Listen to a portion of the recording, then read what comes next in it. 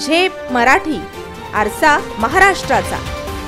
धुळे शहराचे माजी आमदार फारुख अनवर शहा यांनी नुकताच राष्ट्रवादी काँग्रेस अजित पवार गटात प्रवेश केला।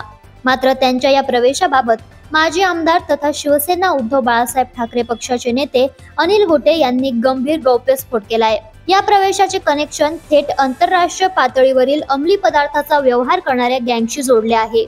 धुळ्यात 21 जुलै रोजी पत्रकार परिषद घेऊन गोटे यांनी फारुख शहा यांच्यावर गंभीर आरोप केले।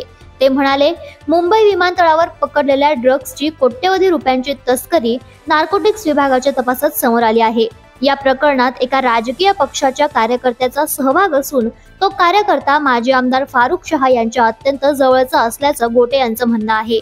हे सांगताना फैजल मोहम्मद नावाच्या या कार्यकर्त्याचे फारुख शहा यांच्या सोबत असलेले फोटो पुराव्यादाखल प्रसार माध्यमांसमोर ठेवण्यात आले। मध्यंतरी धुळ्यातील माधवपुरा परिसरात झालेल्या प्राणघातक हल्ल्याचा देखील याच व्यक्तीशी संबंध असल्याचं त्यांनी सांगितलं। अंमली पदार्थांची तस्करी करणाऱ्या आंतरराष्ट्रीय गँगशी संबंधित व्यक्ती आपल्या जवळचा आहे, यामुळे कधी ना कधी आपल्यावर संकट येऊ शकते। या भीतीपोटी फारुख शहा यांनी राष्ट्रवादी काँग्रेस अजित पवार गटात प्रवेश केला, असा गौप्यस्फोट अनिल गोटे यांनी केलाय। राजकीय संरक्षण असल्याशिवाय आपल्याला कोणी वाचवू शकणार नाही अशी त्यांची खात्री आहे।